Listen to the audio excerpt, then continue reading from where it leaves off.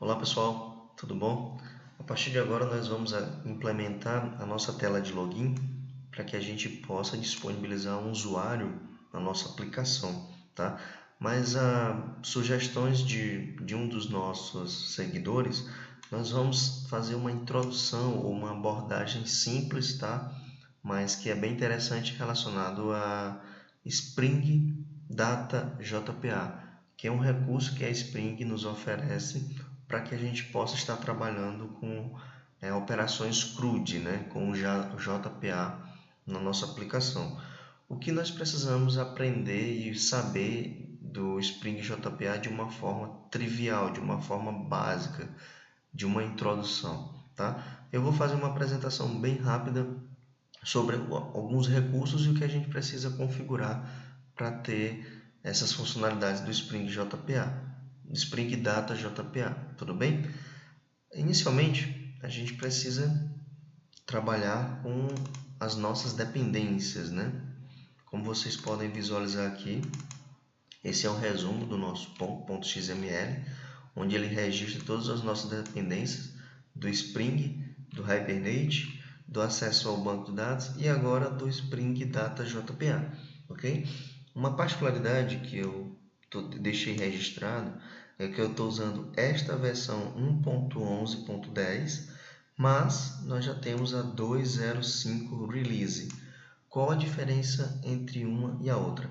Por os testes que eu fiz, essa versão 2.05 ela implementa um novo recurso do Java, que é uma classe genérica chamada Optional, ok? Que essa classe Optional ela provê alguns recursos no safety da linguagem Java. Quer dizer que eu posso trabalhar de uma forma mais amigável para que a gente possa tratar os famosos erros de null pointer exception, ok?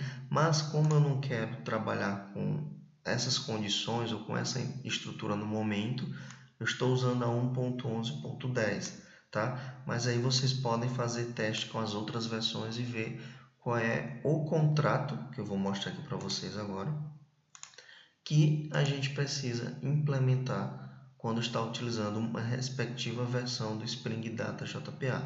Contrato esse que eu vou mostrar para vocês através das nossas duas novas funcionalidades de repositório, que é a nossa conta repositório e o nosso usuário repositório. A nossa conta repositório, assim como o nosso repositório, vejam só, ele tem a finalidade de gerar algumas funcionalidades de consulta e persistência ou operações CRUD relacionadas ao JPA. Tá? Uma grande diferença é que nós vamos usar interfaces, vejam só, que vão estender uma classe do Spring Data JPA, tá? Que é a JPA Repository, que ela usa os parâmetros de generics, que é relacionado à entidade que você quer trabalhar. Como eu estou criando uma conta repositório, obviamente eu estou associando que os meus objetos são objetos do tipo conta, tá ok? E o segundo parâmetro é a chave primária da minha entidade. Como, por exemplo, aqui poderia ser um string, um long, o nosso integer. Por quê? Porque o ID da nossa entidade conta é do tipo integer, ok? Então, essa é a estrutura básica, tá, de uma implementação do Spring Data JPA, que agora é uma interface que vai estender algumas funcionalidades. Mas aí vocês perguntam, nossa Gleison, mas onde está a implementação disso? Bem, isso é a vantagem de usar Spring Data JPA através da JPA Repository, ok? Aqui eu enumerei algumas das possibilidades como vocês podem implementar, no caso, como vocês podem definir as suas funcionalidades.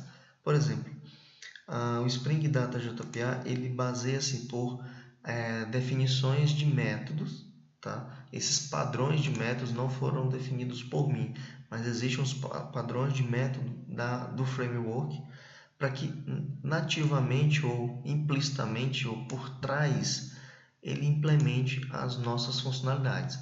Primeira situação é eu dou um find by ID, que esse método ele é responsável por buscar uma conta através do seu ID, ok?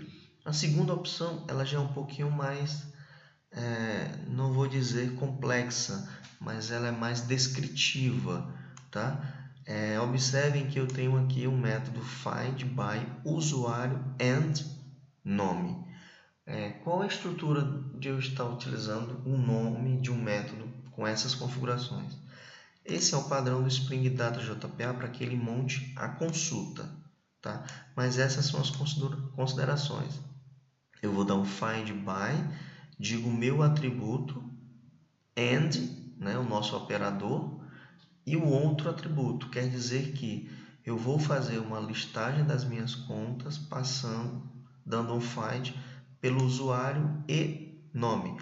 Então o Spring ele já tem a inteligência de implementar uma select semelhante a essa, ok? Desconsiderando o excluído e desconsiderando no momento o excluído, só considerando o usuário and nome, tá? Só que nesse nosso método aqui eu não uso like, ele vai imaginar que é igual, tá? Depois vocês vão dar uma pesquisada como vocês podem criar o nome de um método que ele vai representar a consulta esperada, tudo bem? Mas se vocês acharem que esta forma é muito complexa e o nome do seu método pode ficar muito verboso, dependendo das condições que vocês estiverem passando. Por exemplo, se eu tivesse incluído aqui o campo excluído igual a false, como seria o nome do meu método para que ele possa dar esse mesmo resultado? Tá? Esse é um caso a vocês analisarem. Depois vocês pesquisem no site da Spring Data JPA quais são os patterns de criações de métodos de acordo com as suas queries ou das suas consultas, ok? Mas se vocês se sentirem mais confortáveis em, não, eu prefiro criar um único método, vejam só, que eu criei aqui um custom find by usuário and nome, que nesse caso poderia ser qualquer nome, ok? Poderia colocar qualquer nome neste método, porque eu estou sobrecarregando a query que de fato vai ser implementada, ok? Quando eu uso essa notação query, que essa query não é a query da JPA, né? É uma query do Spring Data JPA Repository, né? Vocês têm essa possibilidade de criar a sua query, mesmo que não tenha a nossa implementação. Você vai sobrecarregar a query que o JPA estaria criando para você, tudo bem? E aí você vai dizer que essa query não é nativa, porque aqui você pode colocar uma native query. Observem que aqui a gente está falando de entidade e não de tabela. Por mais que os campos são semelhantes, obviamente, mas aqui é uma sintaxe para listar a nossa entidade conta, tá? E não a nossa tabela de conta, ok? Com essa abordagem, nós já temos três possibilidades de como a gente implementar os nossos métodos de consulta através do Spring Data JPA. E aqui eu vou mostrar mais algumas outras alternativas que a gente também pode estar implementando usando a tecnologia. Como a gente pode validar essa nossa execução? Vejam bem, aqui na minha app Spring eu tenho a nossa classe Context, que eu já implementei aqui algumas validaçõezinhas, algumas implementações.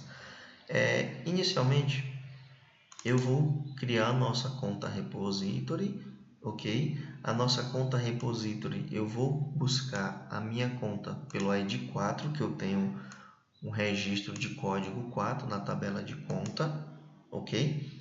E em seguida eu vou fazer duas listas. A primeira lista vai ser find by usuário e nome e a segunda vai ser custom find by usuário e nome. E eu vou mostrar a diferença de um para o outro na execução, ok? Vamos rodar em modo de debug. Vamos aqui em Java Application.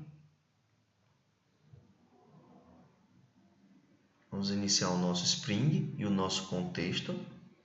eu vou aqui debugando. Olha, aparentemente eu já tenho meu repositório de conta.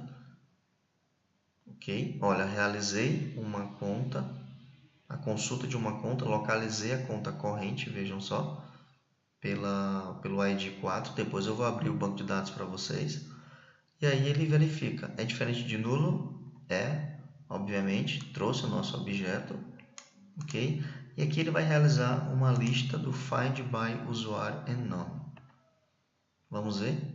Não trouxe ninguém, obviamente, o nosso console não tem nenhuma informação, mas agora a gente vai criar o custom, ok?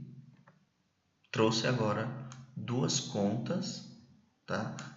De acordo com o nosso custom find by usuário e nome. E aí eu vou parar aqui porque depois a gente vai para o nosso usuário repositório. Vocês podem observar que o find usuário e nome não trouxe nenhum registro e o custom find by usuário e nome trouxe registro. A particularidade nesse método é que aqui implicitamente todos os parâmetros, vamos dizer assim, ele está usando o end, tá? Para que possa fazer uma consulta. Como a gente usa o like, nós deveríamos mudar a estrutura do nosso método, tá? O nome principalmente, tá? Ou a gente poderia customizar a nossa query, tá? E desconsiderar a obrigatoriedade de mudar o nosso método, como eu fiz aqui para vocês anteriormente. Nesse caso, como eu já defini a query, eu posso dizer que esse método, eu posso chamar ele, por exemplo, de listar contas, tá? Ou então só listar já que eu estou em um repositório de conta. Eu vou criar aqui no listar. Então ele fica bem dinâmico, vejam só. Por mais que eu não tenha nenhuma implementação, mas eu consigo tornar dinâmico esse nosso método. Então vamos executar aqui novamente. Agora o nosso método é o listar e ele tem que nos trazer as duas contas. Vamos ver. Vamos analisar aqui. Executou. Ok. Vamos agora. Agora é a hora da verdade. Vamos ver. Ok. O nosso método, mesmo sem implementação usando Spring Data JPA, ele consegue nos realizar operações de CRUD tranquilamente, tá? Agora, enquanto eu vou abrir o banco aqui, eu vou mostrar uma particularidade. O Spring, ele não sabe se vai usar Spring Data JPA ou não. Para isso, a gente tem que realizar mais uma configuração, ok? No nosso contexto, ao importar a nossa configuração de persistência. Então, a minha configuração de persistência, além de adicionar as bibliotecas de realizar a implementação, eu preciso habilitar o JPA Repositories, ok? Essa anotação, depois que eu importo o nosso Spring Data JPA, eu passo a ter a disponibilidade de habilitar o JPA Repositories, passando o pacote onde eu estarei escaneando todas as nossas interfaces. Vejam só, todas essas nossas interfaces, elas serão escaneadas ou disponibilizadas ou criadas uma instância através do Spring Data JPA, ok? Bem, essa é a consideração em relação a habilitar ele na sua aplicação. Vocês observam que é bem simples. Por mais que você já tenha uma implementação JPA nativo, mas quiserem usar o Spring JPA Repository ou Spring Data JPA, é só colocar essa anotação após de ter adicionado a dependência no seu POM. Vamos agora analisar aqui o nossa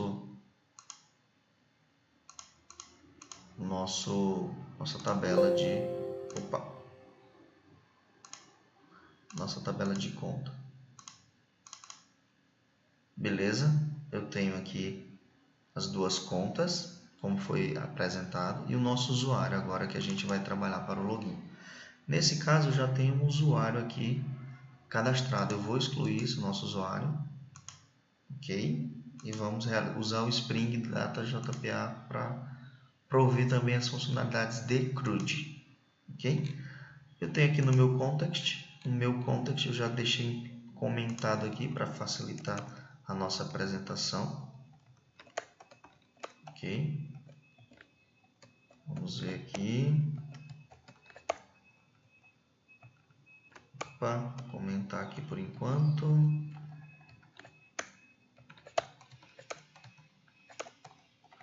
Vamos lá. No primeiro momento, eu também vou ter o meu repositório de usuário. Vejam só que esse meu usuário, agora, ele já vai, através do Spring Data JPA, ele já vai realizar um save. Vejam só se isso vai funcionar. Vamos dar um sysout aqui por enquanto. Vou só dizer fim. E eu vou incluir um novo usuário através do Spring Data JPA. Vamos avaliar. Eu preciso desconectar meu banco, né? Senão não vai funcionar. Vamos dar um desconnect. Vamos executar novamente. E run. Ok. Foram realizadas algumas operações, inclusive o nosso insert usuário. Vamos avaliar como está o nosso usuário repository. Observem que o nosso usuário repository ele não tem nenhuma operação de insert, ok, na sua implementação. Mas isso é uma vantagem que você já recebe, obtém quando você está usando Spring Data JPA. Vocês têm alguns métodos utilitários para persistência também, não só de consulta, ok? Mas falando de algumas outras particularidades, aqui eu posso buscar um usuário passando não mais só o find by ID, tá? Eu posso passar um atributo que eu quero buscar não uma lista, mas sim uma entidade ou uma instância do meu objeto. Para isso, eu tenho que colocar um find first antes dos meus critérios, porque ele vai, quando eu coloco first, ele vai analisar e chegar à conclusão que você não vai querer mais uma lista, como a nossa conta repositório. Vejam só, find by os meus atributos, mas sim uma única instância. Então aqui eu estou considerando que a minha aplicação nunca vai ter um usuário com mais de um login, ok? Por isso eu coloquei o find first, me traga o primeiro, que é só uma única instância, ok? Também, como eu falei agora há pouco para vocês, eu posso customizar ainda mais as minhas queries e dizer um nome qualquer, ou um nome mais apropriado ao meu negócio, vejam só, para que eu possa explorar os recursos do framework. Aqui eu estou sobrescrevendo, né? Estou sobrescrevendo a nossa query, e aqui eu vou realizar o login com esses dois parâmetros, vejam só, passando o nosso login e a nossa senha. Para isso eu preciso colocar essa anotação @param, dizendo os meus atributos correspondentes aos meus parâmetros. Vejam só que o valor desse parâmetro ou desse argumento vai atualizar este valor e assim sucessivamente. Então aqui é uma abordagem bem básica mesmo de como você pode estar implementando algumas funcionalidades do Spring Data JPA, ok? Como a gente já realizou a inclusão do nosso usuário, vejam só, vamos lá para o nosso contexto, vamos ver se o nosso usuário foi incluso no banco de dados, depois a gente desconecta novamente e novamente nosso cadastro de usuário já foi atualizado, só que agora ele é com ID 2, obviamente. Então vamos desconectar e agora vamos realizar a integração. Esse teste aqui eu já vou mostrar na nossa tela de login, acho que vai ser mais prático, ok? Eu já disponibilizei o nosso formulário de login, vejam só que ele é um component, ok? Ele já vai dar um auto-id do nosso usuário repositório e aqui, ao clicar no login, ele vai fazer essa validação. Ele vai dizer o seguinte: o usuário vai buscar algum usuário através de seu repositório pelo seu login e senha. Se o meu usuário for diferente de nulo, ele inicia a nossa aplicação. Do contrário, ele exibe uma mensagem dizendo que o usuário ou senha é inválido. Uma grande consideração é que agora a nossa desktop app também tem esse método iniciar uma aplicação, que agora, vejam só que o nosso desktop app, ele cria no início, através do context, o formulário login. Então, o primeiro formulário que vai ser executado é o login, e se as minhas credenciais foram validadas, o meu login que vai disponibilizar que a minha aplicação seja inicializada. E ele vai passar o usuário para o nosso contexto. É nesse momento que a gente já pode aplicar a sessão do usuário, mas a gente não vai fazer essa demonstração agora, que agora é só para vocês conhecerem o Spring Data JPA, ok? Mas a partir de agora a gente já poderia ter um usuário na nossa sessão, tá bom? Vamos avaliar como está a nossa implementação do nosso login. Considerando que a gente cadastrou um usuário com login JGSO com a senha 123. Vamos avaliar agora. Eu vou iniciar agora o nosso desktop app. Ok, já está iniciando. Acho que ele vai dar erro novamente porque eu não desconectei o banco. Ah não, já vi desconectado. Foi um teste. Vamos aqui no nosso desktop app. Ok, ele vai iniciar agora o contexto da nossa aplicação. Agora sim, nós estamos com a nossa tela de login e eu vou colocar aqui usuário GSO, mais a senha eu vou colocar 1, 2, 3, 4. Vamos fazer um login, usuário sem inválida. Observem que a gente já está conectado ao banco usando o Spring Data JPA e as validações realmente estão sendo consideradas. Vamos ver agora. Bem, até agora a gente conseguiu manter as duas implementações, né?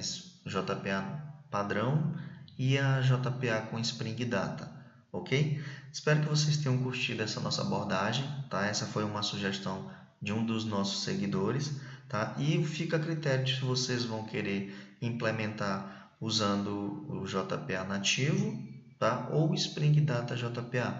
É muito bom vocês fazerem um comparativo dos métodos que vocês venham a implementar antes de tomar uma decisão de usar ou uma ou outra alternativa de implementação, ok? Espero que vocês tenham curtido esse vídeo. Até os próximos que estão por vir. Bom dia!